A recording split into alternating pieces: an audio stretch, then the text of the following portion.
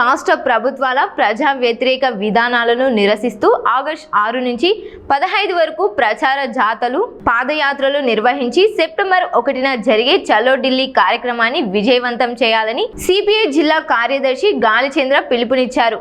కడపలోని CPI కార్యాలయంలో గోడ పత్రాలను విడుదల చేసిన ఆయన కేంద్రంలోని బీజేపీ ప్రభుత్వం ఎన్నికల హామీల అమలులో విఫలమై ప్రజాస్వామ్య విలువలను దెబ్బతీస్తుందని విమర్శించారు. రాష్ట్ర హక్కులు, ప్రత్యేక హోదా, కడప ఉక్కు ఫ్యాక్టరీ తదితర అంశాలపై కేంద్రాన్ని ప్రశ్నించాలని రాష్ట్ర ప్రభుత్వాన్ని డిమాండ్ చేశారు. కేంద్రంలో మోడీ ప్రభుత్వం అధికారంలోకి వచ్చి 12 సంవత్సరాలు అవుతారు. ఈ 12 సంవత్సరాల కాలంలో 2014లో ఎన్నికల ముందు అధికారంలోకి వచ్చే ముందు ఏవైతే వాగ్దానాలు చేశారో, నల్లధనం వెలిగిత, ఏడాదికి 2 కోట్ల ఉద్యోగాలు, జన్ధన్ యోజన పథకం ద్వారా డబ్బులు 10 లక్షల అకౌంట్లో వేస్తాము, ఇట్లాంటివన్నీ చాలా రకాలైనటువంటి వాగ్దానాలు చేశారు.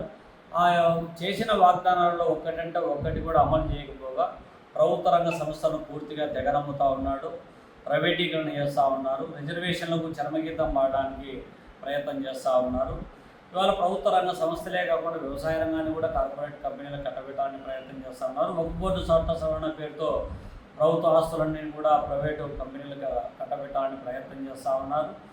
దేశంలో సంపద సృష్టిలో భాగస్వామ్యమైనటువంటి ప్రజలకు, శ్రమజీవులకు ఎవరైతే ఉన్నారో ఆ శ్రమజీవులకు సంపదను తిరిగి ఖర్చు పెట్టడంలో, కేటాయింపులో తీవ్రమైనటువంటి నిర్లక్ష్యం, వ్యతిరేకత, వివక్షత కొనసాగడంతో పాటు సంపదంతా కొంతమంది వ్యక్తుల చేతుల్లో కేంద్రీకృతం చేయబడతా ఉంది.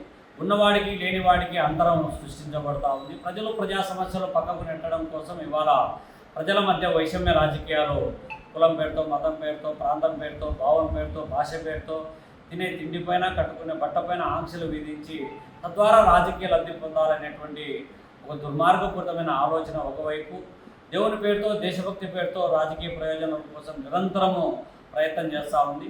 బీజేపీ విధానాలను ప్రశ్నించేటువంటి రాష్ట్రాలపైన స్వతంత్ర దర్యాప్తు సంస్థలను ముసిగొల్పి తద్వారా రాజకీయ కక్ష సాధింపుకు పాల్పడుతూ ఉన్నారు. ఫెడరల్ స్ఫూర్తికి విరుద్ధంగా ఇవాళ ఆయా రాష్ట్రాలపైన పెత్తనం చేస్తూ ఉన్నారు. మరి ఎలక్షన్ కమిషన్ నుంచి జ్యుడిషియరీ వరకు, ఇవాళ సిబిఐ నుంచి ఈడీ వరకు మొత్తం వ్యవస్థలో సంస్థలు అన్నింటినీ కూడా ఆర్ఎస్ఎస్ కంట్రోల్లో పెట్టి రాజ్యాంగ విలువలకు తిలోదకాలు పాడేటువంటి పరిస్థితి, ఒక నిరంకుశమైనటువంటి అప్రకటిత ఎమర్జెన్సీని దేశంలో అమలు చేస్తూ ఉన్నారు. దేశంలో అవినీతి అక్రమాలకు అడ్డగా ప్రభుత్వం మారిపోతూ ఉంది.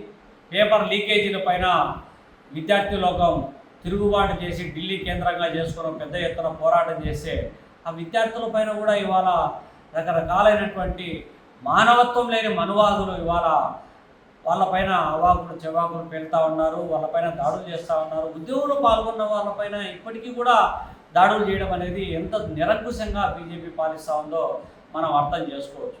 పోనీ రాష్ట్రాలకు సంబంధించినటువంటి ఆంధ్రప్రదేశ్ రాష్ట్ర విభజన సందర్భంగా ప్రకటించినటువంటి విభజన హామీలు, రాష్ట్రానికి ప్రత్యేక హోదా, వెనకబడినటువంటి రాయలసీమ ఉత్తరాంధ్రలకు ప్రత్యేక ప్యాకేజీ, కడపలో ఉక్కు ఫ్యాక్టరీ, రాజధాని నిర్మాణం, పోలవరం పూర్తి ఇత్యాది అంశాలలో ఏ ఒక్కటి అమలు చేయకపోతే చంద్రబాబు నాయుడు ఏమో బీజేపీని అంటగాగుతూ ఉన్నాడు. పైన మేమే, కింద మేమే, డబుల్ ఇంజన్ సర్కార్లో అన్నీ కూడా అభివృద్ధి ముందుకు దూసుకుపోతుందని చెప్పి ఒక పక్క చెప్తున్నాడు తప్ప, కానీ అంచనాలకు భిన్నంగా బీజేపీ వ్యవహరిస్తూ ఉంటే ఈ రాష్ట్రానికి సంబంధించినటువంటి హక్కుల అవకాశాలు ఇవ్వడంలో తీవ్రమైన నిర్లక్ష్యం ప్రదర్శిస్తూ ఉన్నా కూడా ఒక్క మాట కూడా మాట్లాడలేనటువంటి చేతగాని దద్దమ్మ ప్రభుత్వంగా గుర్తింపు తెచ్చుకుంటూ ఉంది.